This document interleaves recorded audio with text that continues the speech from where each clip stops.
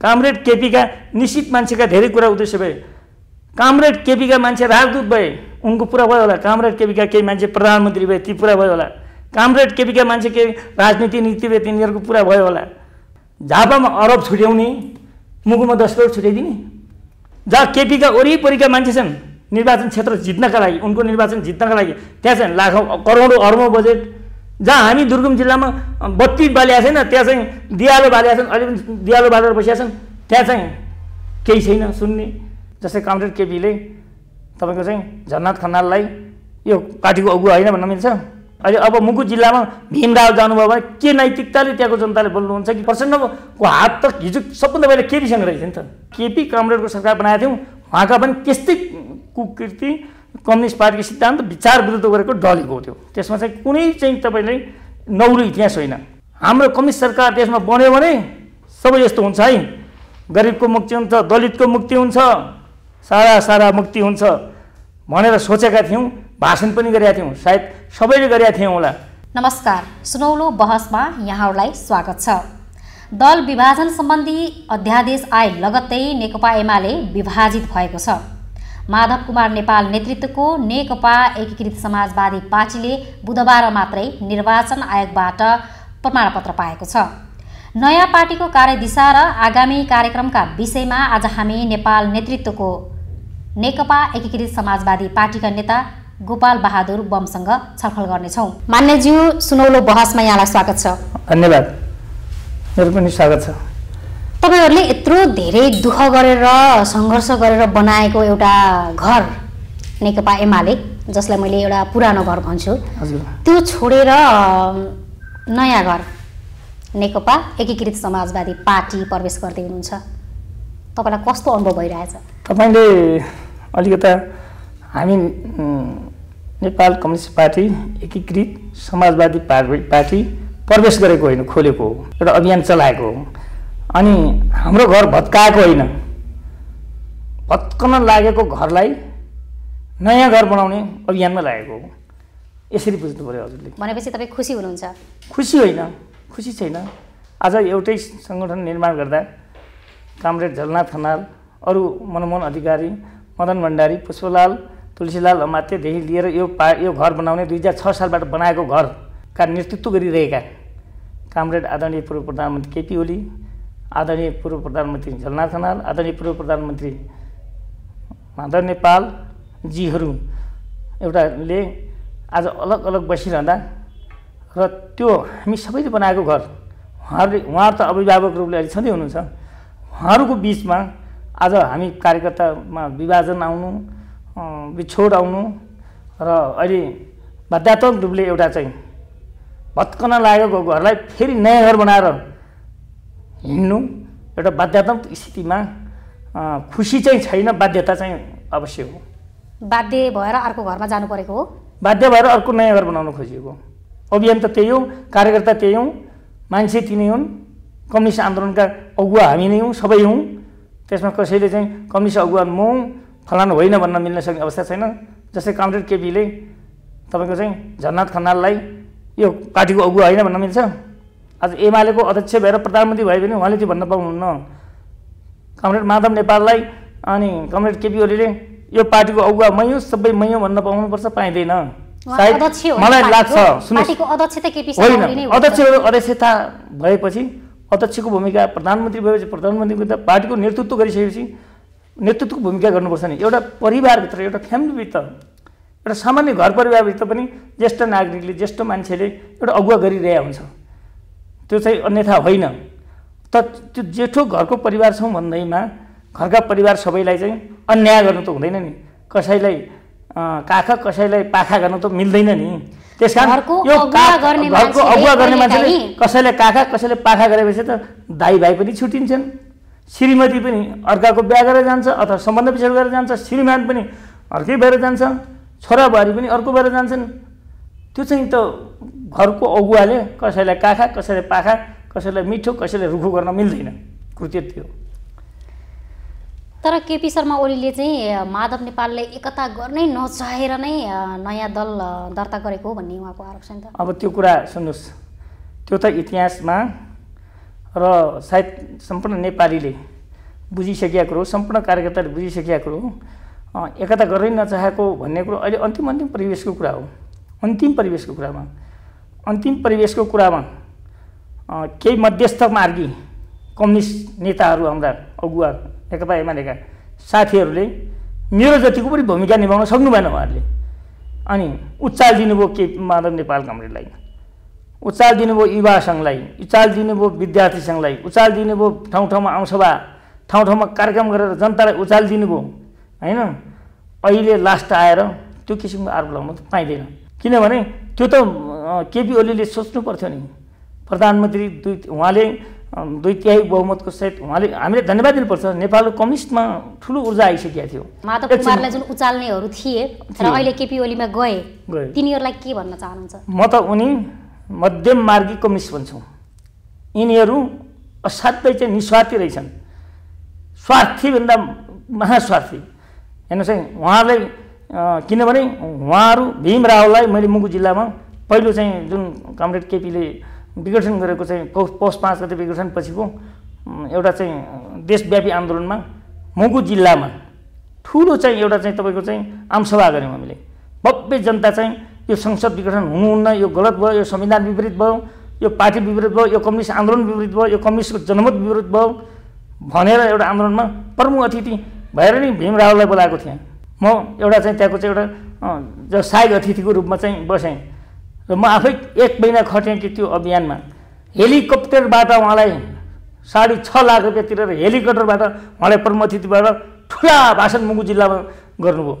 अहिले उहाँले हामीले अति दिन मिल्छ? अहिले अब मुगु जिल्लामा भीम राव जानुभयो भने के नैतिकताले त्यहाँको जनताले बोल्नुहुन्छ कि त्यो त्यति बेला बोल्नुहुन्छ भन्ने भनेको कुरा। त्यस कारण सुन्नुहोस् उहाँहरू साथीहरू, त्यसपछि अस्ति शेरबहादुर देउवालाई भोट दिने क्रममा पनि उहाँहरूले भोटक्रस गर्नुपर्छ भनेर धेरै कार्यकर्ताले भन्नुभएको छ। रेकर्ड छन् मान्छेका, भोटक्रस गर्ने, बहिष्कार गर्ने भन्ने भित्र पनि उहाँ नै हो। केपी ओली कमरेड केपी ओली प्रधानमन्त्री, एउटा हाम्रो पार्टीको प्रधानमन्त्रीले विश्वासको मत लिने बेला पनि विश्वासको मत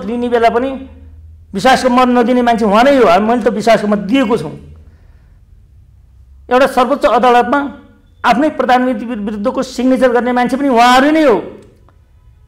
राष्ट्रपति, आफ्नै राष्ट्रपतिका आफ्नै प्रधानमन्त्री विरुद्धमा हिँड्ने मान्छे पनि उहाँ नै हो। त्यो त इतिहास उहाँसँगै जोडिएको छ। सिङ्गो राष्ट्रले बुझिएको छ। केपी ओलीसँग आफ्ना केही मुद्दाहरू मिलेको भएर जानु भएको छ कि उहाँ माधवको पक्षमा गएर अब फेरि राजनीतिक भविष्य के हुने हो भनेर उहाँहरू उता लागिराख्नु भएको छ? के अनुमान गर्नु भएको छ? अब मैले उहाँहरूको अनुमान उहाँहरूसँगै थाहा होला होइन। नेपाली राजनीति इतिहासमा जनताले चाहिँ त्यसको निर्णय गर्नेछन्। मैले अहिले केपीजीको निर्णय, माधवजीको निर्णय, मैले भीम रावलको, योगेश भट्टराई उहाँहरूको नेताहरूको निर्णयको बारेमा मैले बोल्न चाहदिनँ। उहाँहरूका नेपाली जनताले भोलि उहाँहरूलाई निर्णय गर्नेछन्। कुनै दिन कमरेड पुष्पलाल थिए, पुष्पलाललाई पनि गरे। कुनै दिन केशरजङ रायमाझी पनि यो पार्टीको 2014 सालमा 14-15 सालमा केशरजङ रायमाझीले यो कम्युनिस्ट पार्टीको नेतृत्व गर्नुभएको थियो। उहाँलाई पनि नेपाली जनताले एक दिन मूल्याङ्कन गरे। त्यसकारण मलाई लाग्छ इतिहासमा बेला मूल्याङ्कन गरिएको छ कम्युनिस्ट पार्टीमाथि। नेपाली जनताले कम्युनिस्टलाई 2006 सालमा स्थापना पछि बेला कम्युनिस्ट पार्टीका नेतृत्वमाथि नेपाली जनताले मूल्याङ्कन गरेको छ। नेकपा माओवादी एमालेलाई पनि मूल्याङ्कन गरे, मार्क्सवादीलाई पनि मूल्याङ्कन गरेका छन्। बहुदलीय व्यवस्थापछि एमालेलाई पनि मूल्याङ्कन गरेर भोट दिएका छन्। बहुदलीय व्यवस्थापछि माओवादीलाई पनि 64 सालमा यो देशको ठुलो पार्टी बनाइदिएका छन्। सानो पार्टी एमाले बनाइदिएका पनि छन्। 56 मा ठुलो पार्टी पनि बनाइदिएका छन्। 51 मा पनि ठुलो पार्टी बनाइदिएका छन् एमालेलाई। अनि पछि 64 मा सानो पार्टी बनाइदिएका छन्। 70 मा एउटा ठाउँमा कुनै छ। अस्ति एउटा चाहिँ सशस्त्र एउटा उहाँहरूको अभियानले केपी ओली, प्रचण्ड लगायतका ठुलो त्यस कारण इतिहासले उहाँहरूलाई कुनै ठाउँमा राख्छ। बुझिसक्नु भएको छ नि। 64 सालमा त धेरै नेता, हाम्रा आदरणीय नेताहरूले त हार्नु भएको छ नि त। अहिले मै हुँ भन्ने मान्छेहरू सब चुनावमा हारेका छन् नि। 70 मा हारेका छन् नि। जनताले जनमत दिन्छ। त्यसकारण मलाई लाग्छ उहाँहरूका गलत नेपाल कम्युनिस्ट आन्दोलनको बिचको चाहिँ गरिएको यो चाहिँ गलत कारणले नेपाली जनताले निर्णय दिनेछन्। आउँदो चुनाव अब 18 महिना 17-18 महिनापछि अब कहिले चुनाव हुन्छ त्यो चुनावमा नेपाली जनताले निर्णय गर्नेछन् भन्ने मलाई विश्वास लाग्छ। मैले भन्नु यो राजनीतिक अस्थिरताले त अब देशको विकास गर्ने भनेर गठबन्धनको सरकारले जुन मत लिएर आएको थियो अब ऊ आफै अहिले ढलेर टुटफुटको अवस्थामा छ। यसले हाम्रो विकास निर्माणको गतिलाई त रोक्यो नि त। यसको जिम्माका चाहिँ कसले लिन्छ? म स्वयं एउटा सांसद भएको हिसाबले र संसद व्यवस्थापिका संसदभित्रको मान्छे भएको हुनाले र सरकारसँगको एउटा सम्बन्धित सदस्य पनि भएको हुनाले नेपाल कम्युनिस्ट पार्टीको एउटा सदस्य भएको हैसियतले पनि र नेपाल कम्युनिस्ट पार्टीको सरकारको सांसद भएको हैसियतले पनि म तपाईँलाई भन्छु जिम्मा पहिलो जिम्मा केपी कामरेडले लिनुपर्छ। यो टुटफुटको जिम्मा केपी कामरेडले लिनुपर्छ? पहिलो केपीले लिनुपर्छ। किन भन्नुहोस् न मलाई क्वेसन। किन लिनुपर्छ?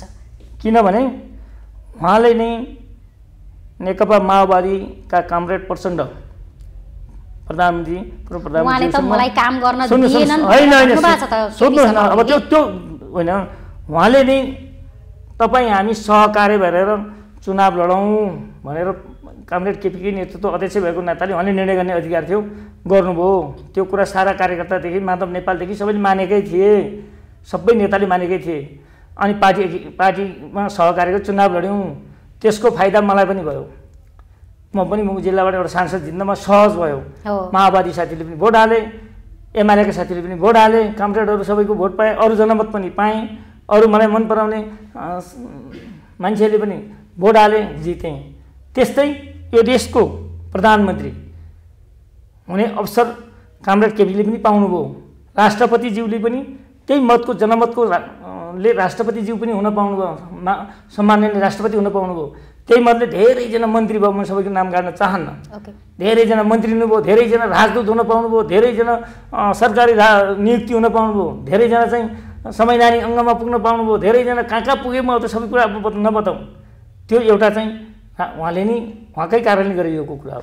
अब दोस्रो चरणमा जानुहुन्छ भने उहाँले प्रचण्डजीसँग वार्ता गर्नुभयो कि 2.5 वर्ष म चलाउनु, 2.5 वर्ष 3 चलाउनु भनेर आन्तरिक वार्ता गर्नु भएर चाहिँ हामीलाई थाहा छैन। पार्टी एकीकरण पनि उहाँकै प्रयासले भएको हो। माओवादी र पूर्व एमाले दुइटै चाहिँ एकीकरण गराउने प्रयास पनि उहाँकै हो होइन। जब उहाँले बोलेको शब्द प्रचण्डलाई समय पुगिसकेपछि असह्य गरिसकेपछि बेस्तान उहाँले आदि त्यसपछि के भन्छ नि ढिडो राड्दाखेरि यसो त यसो ढाड्नुपर्छ नि। त्यसपछि पार्टी र उहाँभित्र उहाँले ढिडो राड्न खोज्नुभयो। अब ढिडो राड्न खोजिसकेपछि न्यु खोज्न फेरि प्रचण्ड र माधव नेपाल पनि हिँड्नुभयो। अनि उहाँले पार्टी एकल ढङ्गले चलाउन पनि सुरु गर्नुभयो, गुटबाट चलाउन खोज्नुभयो। नितान्त त्यत्रो दुई पार्टी, त्यत्रो इतिहास बोकेका सारा मान्छेको एउटा जन्मिएको पार्टीलाई एउटा गुट वरिपरि उहाँका वरिपरिका चाहिँ हनुमानहरूबाट पार्टी चलाउन उहाँले सुरु गरिसकेपछि सबै तर्सिए। अझ भोलि कति तर्सिन्छन्, तर्सिँदै जान्छन्। त्यस कारण चाहिँ त्यो भइसकेपछि अनि अब इतिहास त साँच्ची छ। अनि त्यति त गर्नुभयो। उहाँले एउटै कुरा बोलिदिए पनि हुन्थ्यो। पार्टी भनेको एउटा घर परिवार चल्दा त गाई हेर्न एउटा जानुपर्छ, भैँसी हेर्न एउटा जानुपर्छ, घरमा खाना पकाउन एउटा बस्नुपर्छ। अनि अरू चाहिँ तपाईँको चाहिँ खेतपातीमा कोही मान्छे जानुपर्छ भनेपछि सिङ्गो यो देशको ठुलो कम्युनिस्ट पार्टी चलाउनलाई एउटा मैले मात्रै चलाउँछु, मेरै मान्छेले मात्रै चलाउँछन्, सरकार मेरै मान्छे चलाउँछन्, पार्टी मेरै मान्छे चलाउँछन्, अरू कोही चाहिँदैन भनेपछि त मान्छे हो। पार्टी त साझा हो, सबैको सरकारको विषय हो, सबैको इतिहास छ त्यहाँमा, सबैको तपाईहरुले आफ्नो अध्यक्षलाई कारबाही गर्न नसकेर। एकछिन सुन्नुहोस्। त्यसपछि चाहिँ के भयो भने त्यसपछि त्यो कुरो आइसकेपछि अनि उहाँले चाहिँ त्यसरी चलाउन खोजिसकेपछि हाम्रो लेभलले त उहाँलाई आलोचना गर्ने थिएन। तर प्रचण्ड र माधव नेपालको लेभलले त केपी ओलीले आलोचना गर्न पाउने ठाउँ त थियो नि त। त्यो एउटा लेभलको स्तर भएका चाहिँ राष्ट्रिय नेता हुन् नि, त्यो आलोचना गर्ने ठाउँ थिएन। उहाँहरूले आलोचना गर्न सुरु गर्नु। अब आलोचना गर्दैमा पार्टीमा सबै कुरा गरिहाल्नुपर्छ भन्ने थिएन। त्यो विशेष परिस्थिति त्यहाँबाट सिर्जना भएको। माधव कुमारहरूले त्यहाँ अध्यक्षलाई कारबाही गर्न छोडेर विश्वासको मत नदिएर आफ्नै सरकार ढाल्ने र कङ्ग्रेसको सरकार लिएर आयो नि त। त्यो कति बेलाको कुरो हो भन्नुहोस् न। त्योभन्दा अगाडिको इतिहास बुझ्नु न। मैले त्यही भने त्योभन्दा अगाडिको इतिहासमा उहाँले त्यो गर्न खोज्नुभयो। त्यसपछि गरिसकेपछि पनि आलोचना गर्न पाइन्छ। मलाई पनि तपाईँले आलोचना गर्न पाउँछ। मेरो छोराले पनि आलोचना गर्छ, ड्याडी तपाईँ मान्छे हो, गल्ती गर्छ, पार्टी चलाउँदा के कमजोरी हुन्छ, घर चलाउँदा पनि कमजोरी हुन्छ। मेरो छोराले पनि मलाई आलोचना गर्छ, ड्याडी यो कमजोरी भयो तपाईँको, यो भन्छ भनेपछि एउटा सिङ्गो पार्टीको एउटा नेतृत्व गर्ने मान्छेलाई आलोचना गर्न पाइन्थ्यो, आलोचना गर्थे। तर आलोचना र समालोचना जेसुकै गरे पनि उहाँले अलिकता मिलाएर जानुपर्थ्यो, अलिकता मिलाएर जानुपर्थ्यो नि त। जानुभयो त उहाँ? जानु भएन नि त। उहाँ त एकल ढङ्गले जिन्नुभयो। संविधानमा मलाई लाग्छ संविधान बनाउने पनि उहाँहरू हुनुहुन्छ, प्रचण्डजी, माधवजी, केपीजी, उहाँहरूले बनाएका संविधान हुन्। हाम्रो पार्टीका, अरू पार्टीका त होइन, कम्युनिस्ट पार्टीका हो, उहाँले नै बनाएका संविधान छ नि। 2 कक्षाको विद्यार्थीले पनि संविधानको धारा क्षेत्र हेर्नुहुन्छ भने 1, 2, 3, 4, 5, 6, 7 हेर्नुहुन्छ भने प्रश्न छ। 1 नम्बरमा सबभन्दा बढी भोट ल्याएको, 2 मा 2 दल मिलेको, 3 मा चाहिँ समर्थन दिएको होइन, अनि त्यसपछि ठुलो दल, त्यसपछि चाहिँ गएर अनि 4 मा चाहिँ समर्थन लिनुपर्ने, 5 मा चाहिँ अल्पमतको अनि कुनै पनि संसदीय दलको एउटा नेता सांसद हुनुपर्ने, 6 मा त्यसलाई विश्वासमा लिनुपर्ने। त्यति पुरा भएन, 7 मा मात्र नेपालको हामी सांसदहरूको जागिर खाने के, हामी सांसदको जागिर खाने व्यवस्था छ। हेर्नुहोस्, 2 कक्षाको विद्यार्थीले पनि पढ्छ भनेपछि उहाँ आफै संविधान पढ्नु भएको छ भने आफ्नै संविधान पढेको, संविधान देखेको लेखेको संविधानलाई समेत व्यवस्था गरी संविधान सभा विघटन गरेपछि पुस 5 गते विघटन गरेपछि अनि त्यसपछि राजनीतिमा विद्रोह, उहाँको पछि विश्वास, उहाँप्रति अविश्वास, पार्टी विभाजन। आज त्यही पुस 5 गतेको घटनाक्रमपछि चाहिँ आज पार्टी विभाजन भएको। पार्टी चाहिँ यो पार्टी विभाजनमा माओवादी केन्द्रको कहीँ कतै हात छ? छैन, हुँदैन। प्रचण्डले चाहिँ फुटाएरै छोड्यो भन्ने यो खालको यस्तो सामाजिक सञ्जालमा छ नि। तपाईँ एउटा कुरा के भने यो मान्छेले आरोप लाउने विषय हो, एउटाले अर्कोले आरोप लाउने। नेपालको कम्युनिस्ट पार्टीमा मिलन र बिछोड जहिले पनि भएको छ। हेर्नुहोस् है, स्वयं नेकपा एमाले, म अगाडिको कुरा इतिहास नगरौँ, कोअर्डिनेसन कमिटीका कुरा, 2008 झापाका गुटका कुरा, अनि अरू चाहिँ तपाईँको चाहिँ 36 सालको कुरा नगरौँ। 2047 सालपछि म 2046 साल मदेखि नै राजनीतिमा सक्रिय रूपमा लागेको मान्छे हुँ। मुगु जिल्लामा एउटै हो कि एउटै झन्डा लिएर 46 साल 27 गते कम्युनिस्टको झन्डा ल्याए मान्छे हुँ। त्यसपछि सबै राजनीति मलाई थाहा छ। अनि माले र मार्क्सवादी मिल्या हुन् कि होइनन्? हो कि हुन्छ? मनमोहनको मार्क्सवादी माले मिल्या हो किन? कम्युनिस्टमा फुटो जुट भएकै छ, माओवादीमा पनि छुटजुट भएको छ। हिजो पुष्पलालको बेला पनि छुटेको छ, हिजो तुलसीलालको बेला पनि छुटेको छ होइन। यो फुटो जुट हुन्छ, यो नौलो कुरो होइन, तर मिल्न सक्छन् कोही। हिजो माओवादीको हात भएपछि त्यसो भने केपी कामरेड र प्रचण्ड मिलेर 42 सालभित्र आन्तरिक सम्झौता गरेर अनि पार्टी एकता पनि गरेका हुन्, नयाँ पार्टी नाम पनि राखेका हुन्, सरकार पनि बनाएका हुन्, चुनाव पनि हामी लडेका हौँ, सबले जितेकै हौँ भनेपछि हात कसको भन्ने प्रचण्डको हात भने प्रचण्डको हात त हिजो सबभन्दा पहिला केपीसँग रहेछ नि त। केपी कामसँग भएन? उहाँले नै एकीकरण गरेर लड्नुभयो, उहाँले नै तपाईँ र म प्रधानमन्त्री पालो पालो गराउन भन्नुभयो, उहाँले नै तपाईँ र म अनि तपाईँ र मेरो पार्टी एक गरौँ भनेर हिँड्नुभयो। भनेपछि हामी पनि भोलि यो देशका सिङ्गो कम्युनिस्टहरूसँग, सच्चा कम्युनिस्टसँग, इमान्दार कम्युनिस्टसँग, राष्ट्र र राष्ट्रियताको लागि लड्ने कम्युनिस्टसँग, जनजीविकाको लागि लड्ने कम्युनिस्टसँग, जनताको हितको लागि लड्ने कम्युनिस्टसँग, नेपालको यथार्थ स्थितिसँग लड्नका लागि नेपालको कम्युनिस्ट आन्दोलनका लागि कसैसँग मिलन पनि हुनसक्छ, पिछोड पनि हुनसक्छ। यो चाहिँ अनौठो होइन, भएको छ। बेला बेला कम्युनिस्ट पार्टीमा यस्ता चाहिँ कुरा घट्न आएका छन्। मैले भने त केशरचन्द्र रायमाझी पहिलो उदाहरण हो। 2006 सालमा पुष्पलालले कम्युनिस्ट पार्टी खोलिसकेपछि केशरचन्द्र रायमाझीले दोस्रो चाहिँ महासचिव हुनुभयो होइन। उहाँले 17 सालमा अनि राजावादी होइदिनु भयो। भनेपछि यस्तो बेला बेला बेला बेला भएको छ सबै कम्युनिस्ट पार्टीभित्र होइन। यो कुरा अहिले ट्याक्क चाहिँ माधव नेपालले खोलेको पार्टीलाई माओवादीको उस्काइ अथवा विद्रोह, अर्को यथार्थ कम्युनिस्ट आन्दोलन, समाजवादी आन्दोलन, नेपालमा कम्युनिस्ट विलिन हुन लागिरहेको, नेपालको कम्युनिस्ट पार्टी 2/3 बनेको सरकार विघटन गर्ने, संविधानलाई कुल्चेर बेला बेला संसद विघटन गर्ने, पार्टीको कम्युनिस्ट पार्टी एउटा के हुन्छ भने नेतृत्व त हुन्छ तर सामूहिक निर्णय हुन्छ। पार्टीका निर्देशनलाई सत्तामा पुगिसकेपछि पार्टीको निर्देशनलाई वास्तै नगर्ने, अर्को गुड र फुड अर्को मान्छेलाई त्यो चाहिँ कोही मान्छे नदेख्ने, गुडलाई मात्रै ठुलो प्राथमिकता दिने, गुडलाई मात्रै। अनि त्यसपछि चाहिँ तपाईँको चाहिँ कम्युनिस्ट पार्टीको नेता मै हुँ, यो रेस कम्युनिस्ट बचाउँछु भनेर बस्थ्यो त बस्थेन नि। यो उहाँ हो, उहाँकै कारण म त भन्छौँ उहाँकै उहाँका सल्लाहकारले गलत सल्लाह दिए। अब उहाँले भन्नुपर्छ अब मेरो सल्लाहकारले गलत दिएछन् त्यस कारण आज यो परिस्थिति आयो भनेर भन्नु पऱ्यो कि त मै हुँ भन्नु पऱ्यो। मेरो त स्पष्ट धारणा छ। विचारमा विमति हुने बित्तिकै राजनीतिक दल विभाजनतिर लाग्ने प्रवृत्तिले चाहिँ राजनीतिक संस्कृतिलाई चाहिँ कुन बाटोतिर डोर्याउँदैछ त नि? त्यो स्वाभाविक रूपले हजुरले गरेको कुरा, राजनीतिक संस्कृति त बिग्रियो यो देशमा। राजनीतिक संस्कृति त करिब बहुदलीय व्यवस्थापछि नै बिग्रेकै छ। पञ्चायतमा एकदलीय थियो त्यति बेला पनि, सूर्यबहादुर थापाको, लोकेन्द्रबहादुरको, अर्को भन्ने हुन्थ्यो। राणा शासनमा पनि तपाईँलाई थाहा छ इतिहासमा क वर्गको राणा, ख वर्गको राणा, जङ्गबहादुर पक्षका, अक्का पक्षका भन्ने त थियो। अब तर त्यो हुन्छ, त्यो हिजोदेखि भएको संस्कृति हो। त्यो किन भयो?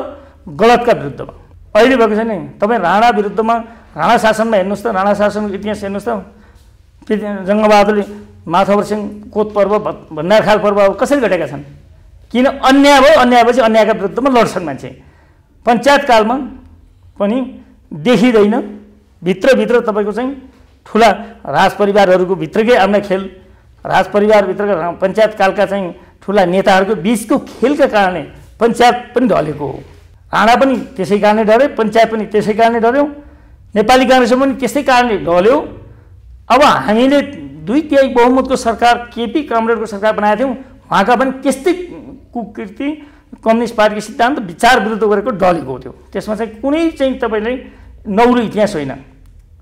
त्यस कारण अब फेरि सुदृढीकरणका लागि, फेरि अब एउटा नयाँ अभियानका लागि, फेरि नेपालमा कम्युनिस्ट पार्टीलाई नयाँ ढङ्गले अघि बढाउनका लागि पार्टी खोलिएको हो। त्यसरी बुझिदिनु होला हजुरले। अब यो नयाँ समाजवादी पार्टीलाई चाहिँ जनतासँग जाँदाखेरि चाहिँ अबको आगामी निर्वाचनमा चाहिँ के कस्तो मुद्दाहरू लिएर जाँदै हुनुहुन्छ तपाईँहरूले? हामीले त मुद्दा सरासर मुद्दा छ, हामीलाई त नयाँ मुद्दै छैन। पहिलेको पार्टीको भन्दा फरक योसँग चाहिँ के छ? फरक त छ नि। फरक दिनुहोस् न, के छ फरक? के छ भने हामीले नेपाली जनताले, गरिब दाजुभाइ दिदीबहिनी, बेरोजगार दाजुभाइ दिदीबहिनीहरूले, बुद्धिजीवी दाजुभाइ दिदीबहिनीहरूले, सारा देशका आदरणीय चाहिँ जनसमुदायले होइन, राष्ट्रिय अन्तर्राष्ट्रियले कि बुझिरहेको विषय हो कि 2/3 बहुमतको सरकार बनेको, 2/3 बनेको सरकार, त्यसमा पनि नेकपा एमालेको नेतृत्व, कामरेड केपीको नेतृत्वमा बनेको सरकार। धेरै जनताले आशा गरेका थिए कि कम्युनिस्ट सरकार यो देशमा भयो भने गरिबको गरिबी निर्माण हुन्छ, बेरोजगारीको बेरोजगारी निर्माण हुन्छ, किसानको समस्या समाधान हुन्छ होइन। कृषि प्रधान देश भएको हुनाले कृषिमा धेरै ऊर्जा हुन्छ। नेपालमा पर्यटकीय क्षेत्र विश्वको यस्तो देश कहीँ छैन पर्यटकीय क्षेत्र, त्यो यस्तो पर्यटकीय क्षेत्र मुक्त हुन्छ।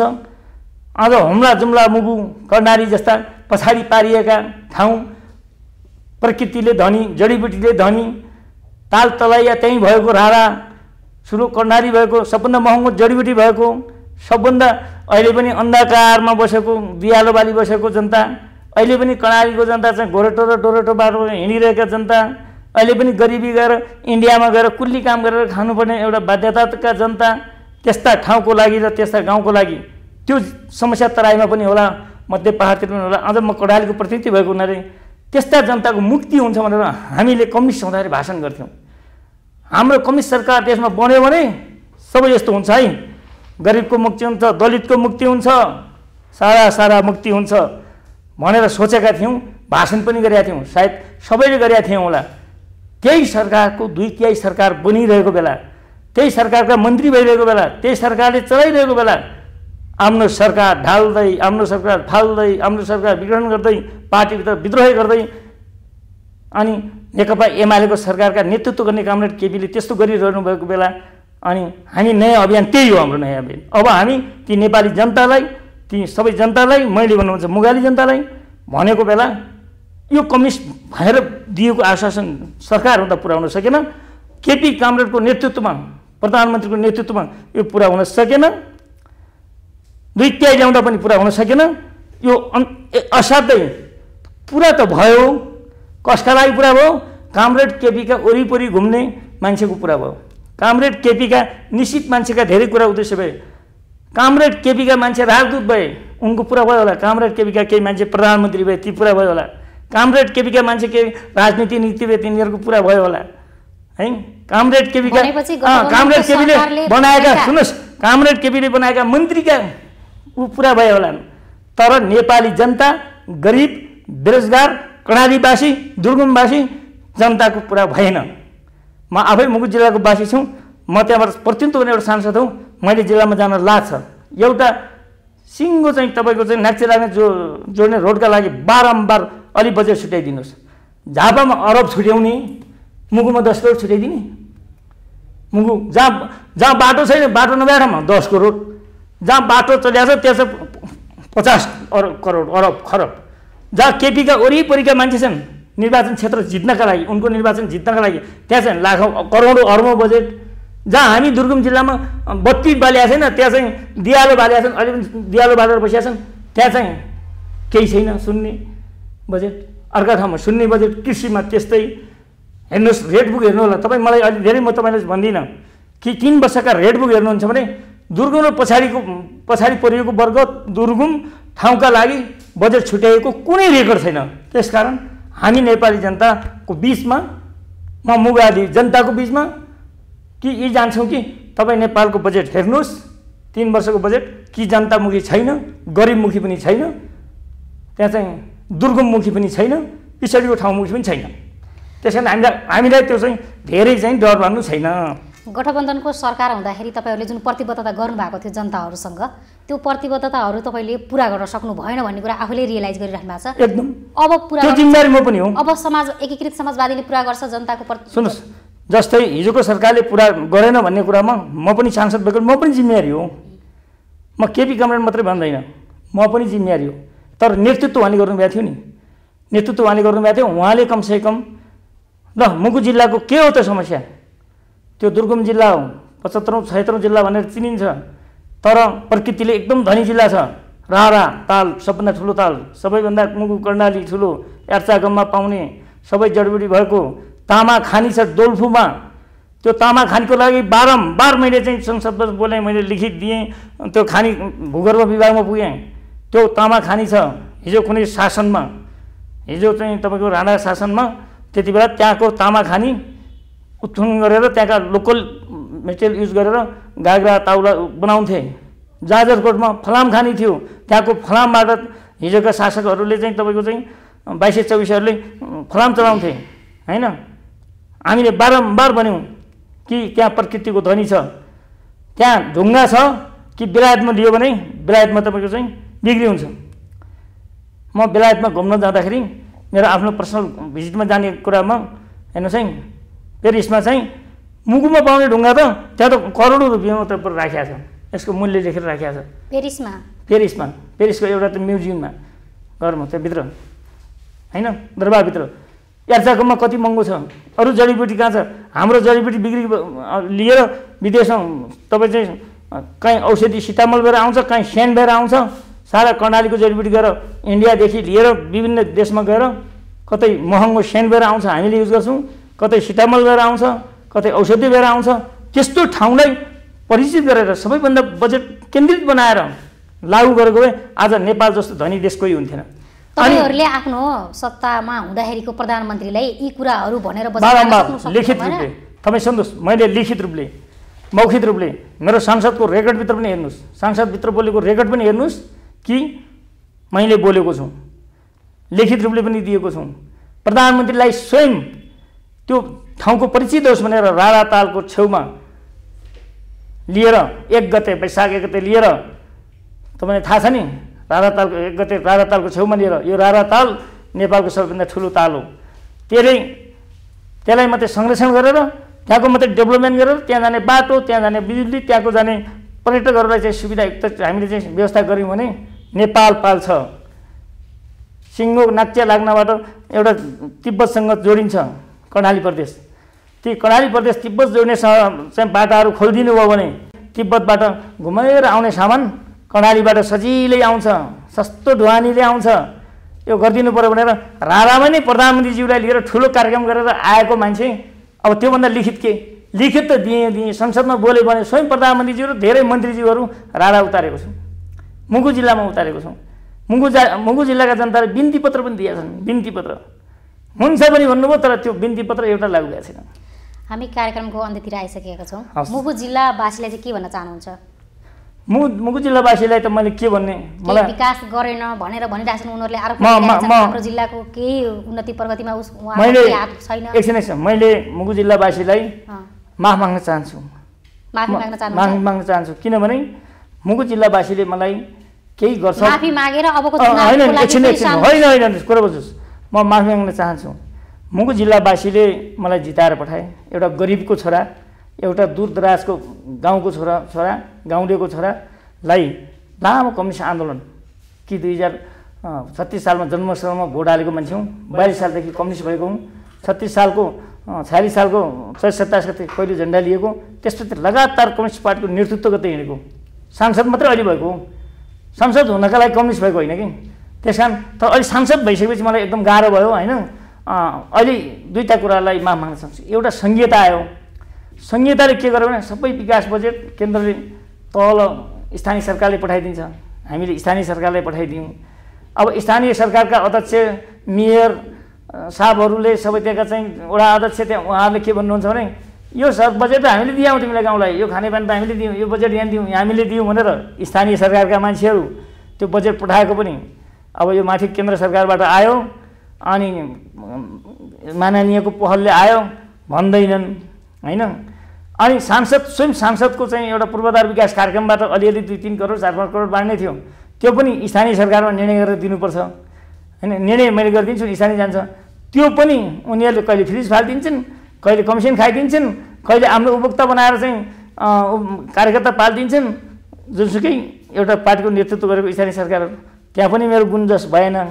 अरू रोडमा विकासमा जस्तै गम्बडी नाक्चा लाग्न अनि सडकलाई पनि बजेट हाल्यो। बजेट हाल्यो, कर्मचारीले काम गरिदिँदैनन्, इन्जिनियरले काम गरिदिँदैनन्।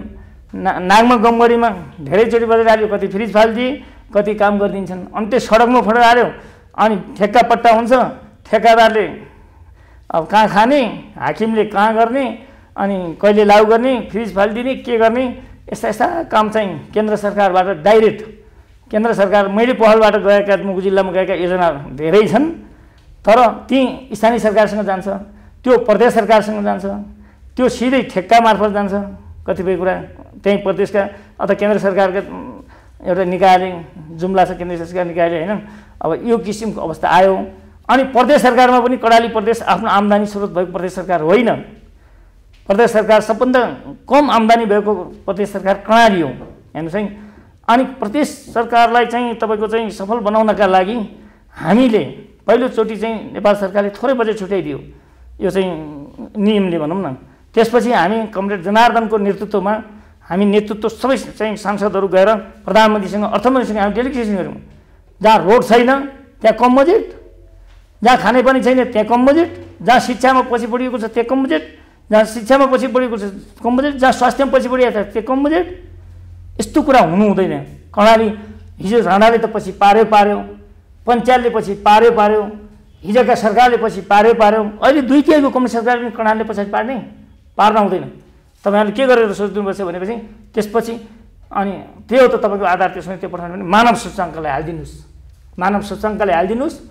शिक्षाले पछि पढेको छ, स्वास्थ्यले पछि पढेको, रोडमा पछि छ, बिजुलीमा पछाडि छ, शिक्षामा पछाडि छ, स्वास्थ्यमा पछाडि छ, यी मानव सूचकाङ्क हाल्नुहोस् भनेपछि तपाईँ त्यसपछि दोस्रो बजेटदेखि सबभन्दा बढी बजेट कर्णाली प्रदेशमा जान्छ। पहिला जनसङ्ख्याले हालिदिएछन्, जनसङ्ख्याले हाल्दाखेरि सबभन्दा कम जनसङ्ख्या त्यहाँ छ। पछि हामीले त्यो कुरो पहल गरेर सबभन्दा कर्णाली प्रदेशमा, तर कर्णाली प्रदेशमा गएको बजेट पनि अब त्यहाँको मान्यले यो मैले ल्याएँ मेरो योजना हो भनिदिन्छन्।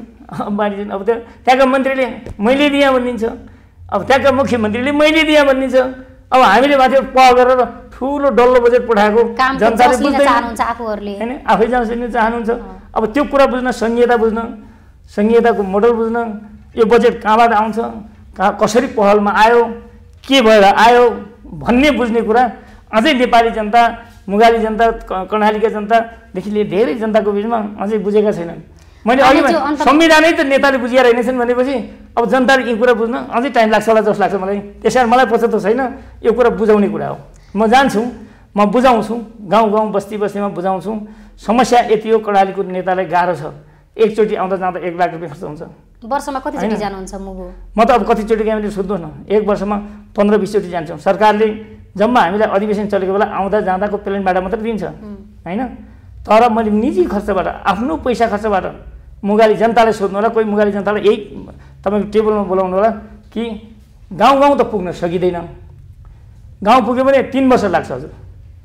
तपाईँ सबै गाउँ घुम्ने हो भने 3 वर्ष ठ्याक्कै लाग्छ। बाटो लैजानु पर्यो नि त। अनि होइन, गाउँ गाउँ पुग्ने हो 3 वर्ष लाग्छ। अनि तर सदरमुकामसम्म निश्चित अब गाउँपालिकाको केन्द्रसम्म चाहिँ म बारम्बार पुगेको छु, सक्दो कोसिस पुगेको छु। अनि र पार्टीले बोलाएको बेला पुगेँ, अनि स्थानीय सरकारले बोलाएको बेला पुगेँ। अब त्यो मैले भन्नु पर्दैन मैले, तर जनताको सबै घर दैलो पुग्नलाई अब हजुरलाई मलाई गाह्रो छ। एक गाउँबाट अर्को गाउँ जानै 2 दिन लाग्छ, 1 दिन लाग्छ। अन्तमा हामी यो छलफलभन्दा बाहेकको एउटा प्रसङ्ग निकालौँ। तपाईँले केही समय अगाडि चाहिँ सुनौलो नेपालमा अन्तर्वार्ता दिँदाखेरि केही अलिकति आवेगमा आएर बोल्नुभयो। त्यसलाई चाहिँ केही मानिसहरूले चाहिँ अलिकति नकारात्मक टिप्पणी गरेको पनि भेटियो। खासमा त्यो के हो? त्यसलाई मैले के भन्छु भने हजुरलाई चाहिँ म देखाइदिन्छु, यहाँ पढ्नुहोस्। श्री गोपाल बम, प्रतिनिधि सभा सदस्य, कर्णाली प्रदेश कमिटी सदस्य, नेपाल कम्युनिस्ट पार्टी एमाले। सबै बोल्यो भने टाइम धेरै लाग्छ। यहाँनिर त विषय स्पष्ट पेश गरेको मैले भने प्रधानमन्त्रीलाई भोट हाल्ने माधव कुमार नेपालको एउटा पक्षबाट होइन, एउटै संसदमा भोट हाल्ने मान्छे मै। सर्वोच्चमा चाहिँ तपाईँको चाहिँ मुद्दा हाल्दा नजाने मै मान्छे। त्यसपछि चाहिँ तपाईँको चाहिँ राष्ट्रपतिका जाँदा नजाने मै।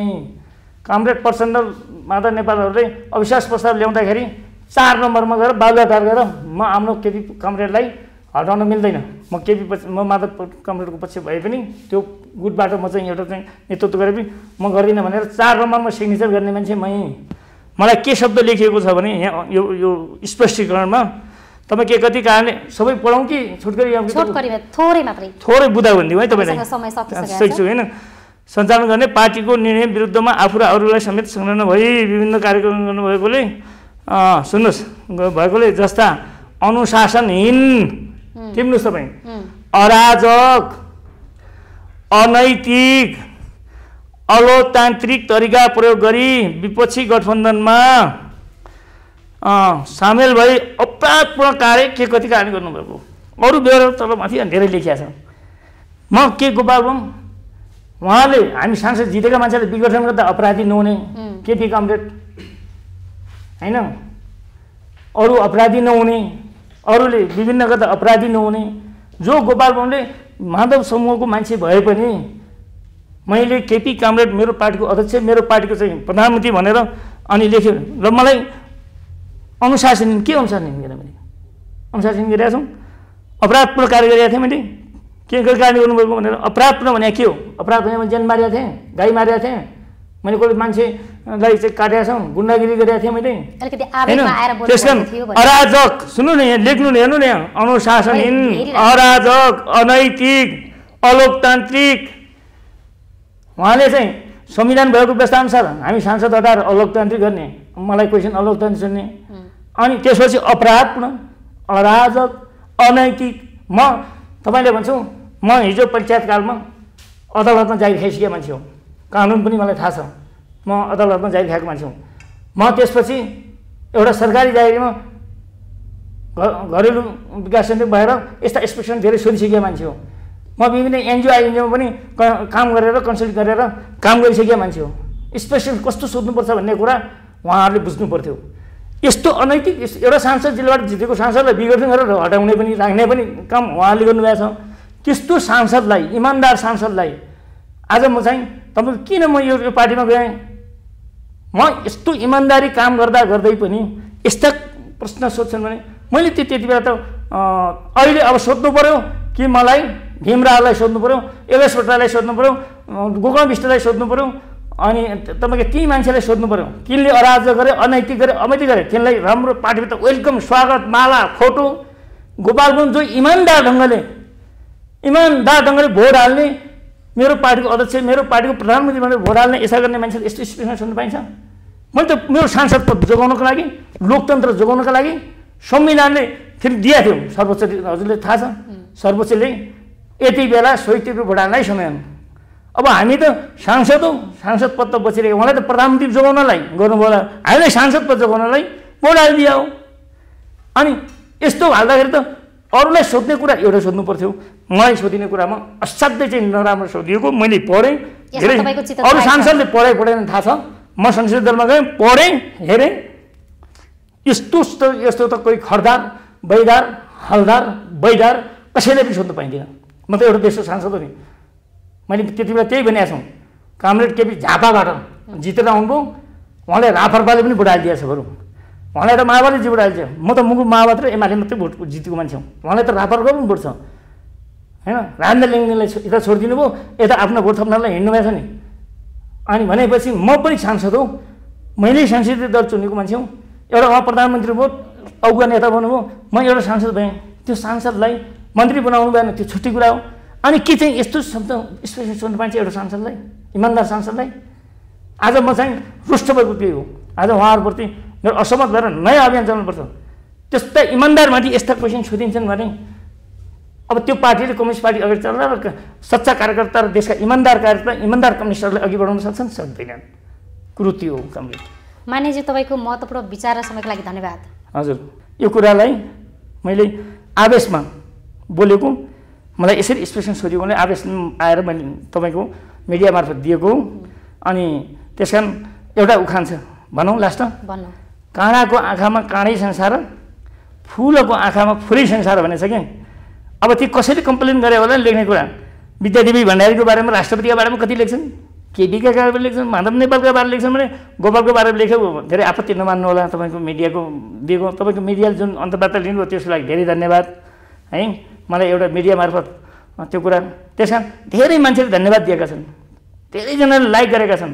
तर केही मान्छे, केही निश्चित मान्छेहरूले, त्यो पनि होइन, मेरा जिल्लावासीहरूले, जिल्लाका केही मान्छेहरूले केही कम्प्लेन लेखेको मैले पनि पढेको छु।